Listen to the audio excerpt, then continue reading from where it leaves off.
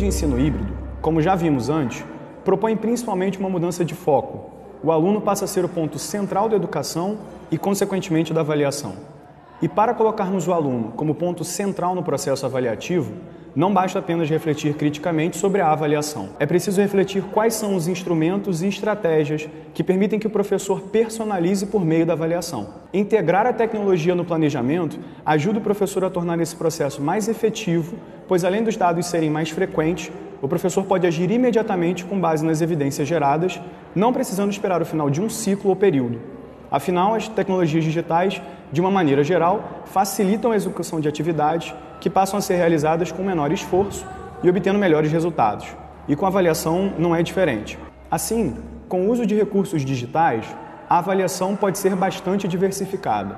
Os computadores, tablets e celulares realizam desde as funções mais simples, com as quais estamos habituados. Um resumo ou artigo que pode ser realizado em um editor de texto, uma planilha de cálculos que pode ser útil em trabalhos matemáticos, um arquivo de slides para apresentação de pesquisa, programas mais complexos que permitem ampliar as formas de avaliar. Vamos analisar alguns exemplos.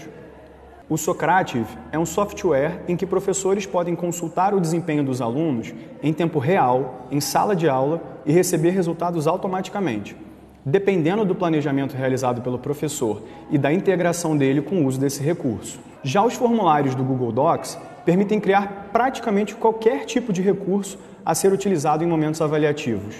Questionários, pesquisas, propostas de seminários, testes e muitos outros, que podem ser acessados de qualquer dispositivo e geram uma planilha de respostas de acesso absolutamente fácil para o professor. Com o Padlet, a liberdade é total.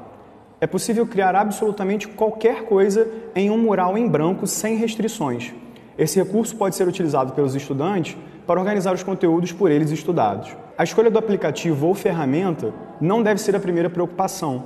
É preciso, antes de tudo, pensar na avaliação em função do planejamento. Ou seja, uma vez definidas quais habilidades e capacidades se pretende desenvolver e qual o objetivo a ser alcançado, surge então a necessidade de escolher uma ferramenta que se adapte a essas intenções. Esse é certamente um dos pontos cruciais da ideia de personalização do ensino. Com a flexibilidade da tecnologia, é a forma de avaliar que se adequa ao aluno e não o inverso.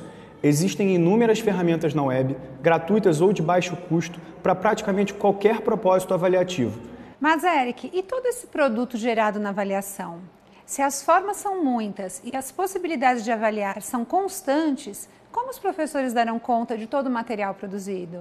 A princípio, Lilian, parece que dar conta de toda essa diversidade de resultados seria impossível. E, de fato, a coleta e análise dos dados tornam-se etapas determinantes no processo de personalização do ensino. A partir dos resultados é possível estruturar uma adequação de método, ritmo, forma, enfim, uma adaptação real ao melhor caminho a ser seguido para cada aluno. Ainda que se produza uma enorme quantidade de resultados, refletir sobre eles é viável. A análise de um formulário que apresente o desempenho dos alunos em relação a um determinado conteúdo possibilita ao professor planejar suas próximas aulas. Se ele percebe que alguns alunos não compreenderam todo o conteúdo, ele pode organizar uma aula no modelo rotação por estações e realizar um trabalho mais específico com um grupo menor de alunos. Essa preocupação não passou despercebida na criação de algumas plataformas voltadas para a educação. Por exemplo, plataformas como a do edX, voltada para recursos online promovidos por grandes universidades, permite que o aluno acompanhe em um gráfico sua evolução ao longo das avaliações, mas apenas isso não é bastante. É preciso que o professor possa ter acesso prático, completo e pormenorizado dos resultados, e algumas plataformas são excelentes em suprir essa necessidade. Na Khan Academy, por exemplo, é possível ver os resultados das turmas e dos alunos, acompanhando os avanços individuais e coletivos e permitindo que alunos com mais desenvoltura avancem em seu próprio ritmo.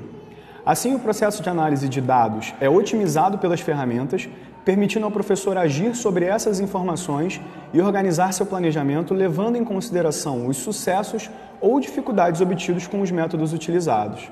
A tecnologia digital, portanto, se insere desde as etapas do planejamento, chegando à maneira como os resultados são obtidos, compilados e analisados.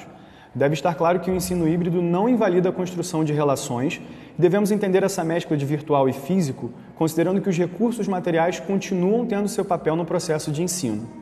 E finalizo reforçando que os dados obtidos por meio de recursos digitais devem ter uma leitura e análise prática, permitindo a construção direta de uma aprendizagem realmente significativa.